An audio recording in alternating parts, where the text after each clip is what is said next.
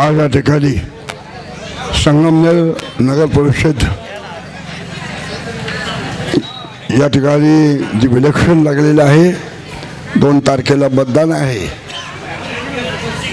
आणि या संगमनेर तालुक्याचे नेतृत्व आपले सर्वांचे माझे आणि सर्वांचे नेते माननीय नामदार बाळासाहेब थोरात, त्याप्रमाणे ज्यांच्या नेतृत्वाखाली आता ही इलेक्शन होत आहे, हे 1 तालुक्याचे नाही 5 जिल्ह्याचे आमदार माननीय सत्यजित तांबे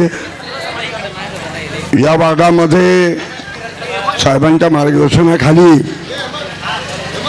या नगर परिषदेसाठी जे उमेदवार दिले, नगराध्यक्षपदासाठी सौभाग्यवती मैथिलीताई तांबे, त्याचप्रमाणे जनतानगर वसाहतीमधील सौभाग्यवती अनुराधाताई सातपुते आणि जेम्समध्ये विश्वासराव मुर्तडक हे 3 उमेदवार आहेत.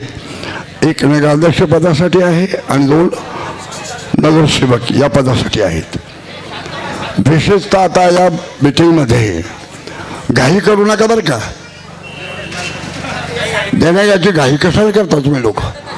एका वाक्यावर एवढे लोक येतात, त्यांना जरा ऐकू द्या. तुमचं एवढा मोठा एकाच झाला. आता या कामाचं काही सांगणं म्हणजे सूर्याची ओळख करून देण्यासारखं आहे बरं का.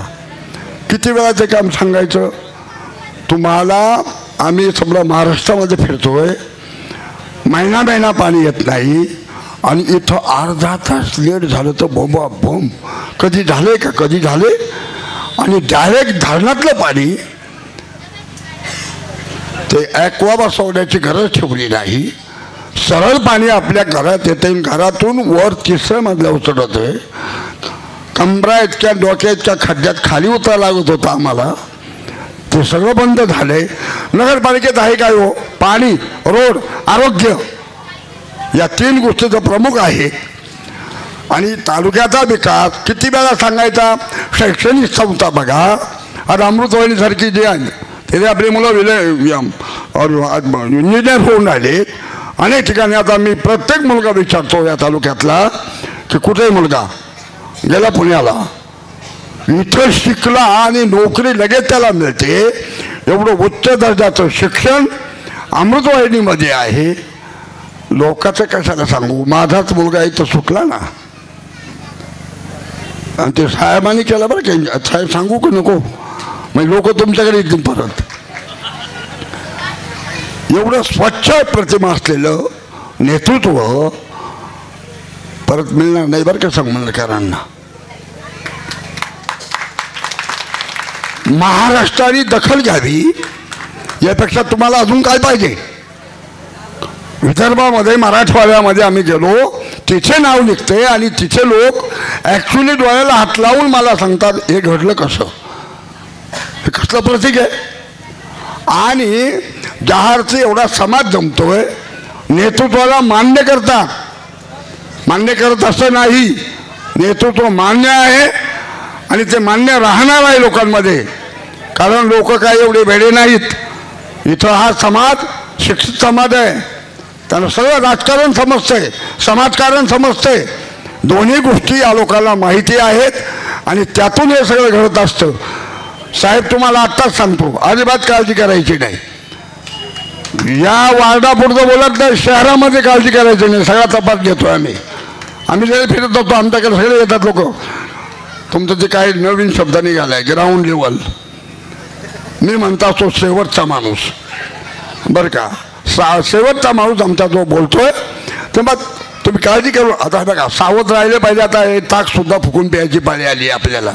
मी परवाच्या भाषणामध्ये बोललो, साहेबांना इथे फिरायची गरज नाही. आम्ही कार्यकर्त्यांनी ते काम केलं पाहिजे. आम्ही कशासाठी या इलेक्शनमध्ये जो कार्यकर्ता लढून काम करतो तो कार्यकर्ता मी समजतो. घरामध्ये बसताना नाही, इतर वेळेस पुढं पडायचं आणि त्यांचं मतदान आल्यावर आपण घरात बसायचं का? त्याला कार्यकर्ता म्हणत नाही. जागृतपणानं आपण मतदारापर्यंत गेलं पाहिजे, समजावून सांगितलं पाहिजे. वेगळं काही सांगायचं नाही. विकासाबद्दल बोलायचं, जो विकास झालाय तो टिकवायचा आहे का मोडायचा आहे?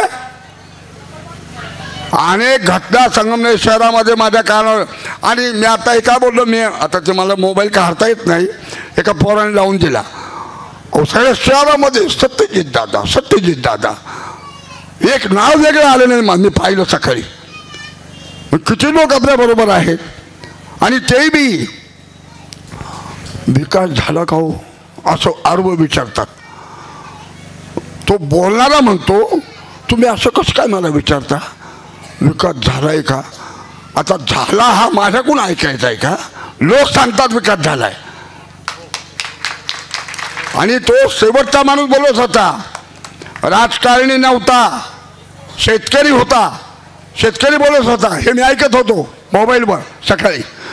आणि म्हणून पुन्हा पुन्हा काही गोष्टी सांगण्याची आवश्यकता नाही. इथे कार्यकर्त्याचा जाळा आहे, आणि संपूर्ण मतदार सुद्धा आपल्या पाठीशी आहे. यामध्ये कोणी किंतु घ्यायचा नाही. फक्त ते इंग्रजी शब्द आहे प्रोसेस. आपल्याला 2 तारखेला लोक तिथे घेऊन जाऊन या सिंहाची निशाणगी आहे.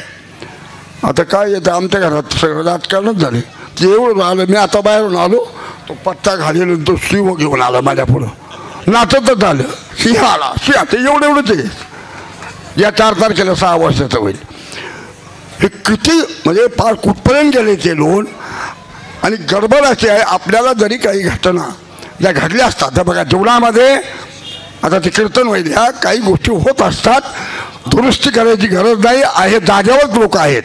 फक्त एकच आहे, आपल्या लोकांनी, सक्त ताकीद देतो, आपल्या लोकांनी चुकीची चर्चा वार्डामध्ये करायची नाही. चुकीची चर्चा तुम्ही समजून का काय आहे ते, चुकीचं बोलायचं नाही. जे योग्य आहे त्याचंच मार्गदर्शन करायचं. आणि येत्या 2 तारखेला आपल्याला या ठिकाणी सिंहदेशेवर बरोबर शिक्कामोर्तब करायचा आहे. नगराध्यक्ष पदासाठी असो की खालच्या 2 पद असो, हे सगळे 23 सीटं संगमनेर शहरामध्ये 1 नंबरनं आले पाहिजे जनता नगरमध्ये, बरं का. हे सगळं भरून काढलं पाहिजे, आता ठेवायचं नाही. 1 नंबरनं हे 3 सीटं आले पाहिजे, अशा प्रकारची विनंती करतो आणि थांबतो. जय हरी. साई दृष्टी नेत्रसेवा चष्माघर अकोले शहरातील सर्व अत्याधुनिक सुविधा उपलब्ध असलेले एकमेव अद्ययावत शोरूम म्हणजेच साई दृष्टी नेत्रसेवा चष्माघर. आमच्याकडे Titan, Fastrack, Puma, Oakley, Velocity, CK, Ray Ban, ID, Vogue, Police, Stepper, Scott, Carrera, Tommy Hilfiger, Killer, Crizal, Zeiss, Prime, Bronzer, Yash, Bausch and Lomb, Johnson and Johnson, Alcon आदी कंपन्यांच्या फ्रेम्स, सनग्लासेस, लेन्सेस व contact lenses योग्य दरात उपलब्ध. तसेच Titan company लेन्सेसचे एकमेव अधिकृत विक्रेते. आता अकोल्यात प्रथमच ऑटो मशीनद्वारे चष्म्याची रोबोटिक फिटिंग. प्रोग्रेसिव्ह चष्म्यासाठी डोळ्यांचे व चष्म्याचे अचूक मोजमाप करण्यासाठी जाईस कंपनीचे सॉफ्टवेअर असलेला ॲपल कंपनीचा टॅब. तज्ज्ञ ऑप्टोमेट्रिस्टकडून कॉम्प्युटरद्वारे डोळ्यांची मोफत तपासणी, डोळ्यांची मायक्रोस्कोपिक तपासणी, काच बिंदूचे अचूक निदान करण्यासाठी डिजिटल टोनोपेनद्वारे डोळ्यांचे इंट्राऑक्युलर प्रेशर मोजणे, पॅकीमीटरद्वारे बुबुळाची जाडी मोजणे, कॉन्टॅक्ट लेन्सेसच्या अचूकतेसाठी कॅरेटोमीटरद्वारे बुबुळाचं मोजमाप करणे आदी अत्याधुनिक सुविधा उपलब्ध असलेले अकोले शहरातील एकमेव चष्माघर. आपल्या अनमोल डोळ्यांच्या समस्येसाठी बिर्ला आय हॉस्पिटल नाशिक यांच्या माध्यमातून तज्ज्ञ डॉक्टर दर गुरुवारी सकाळी 10:30 ते 3:30 पर्यंत साई दृष्टी नेत्रसेवा चष्माघर इथे उपलब्ध राहतील. आमचा पत्ता साई दृष्टी नेत्रसेवा चष्माघर, अकोले बसस्थानकाच्या मागील बाजूस, जय महाराष्ट्र हॉटेलच्या पाठीमागे, अकोले, तालुका अकोले, जिल्हा अहमदनगर. संपर्क 91 36 52 93 93.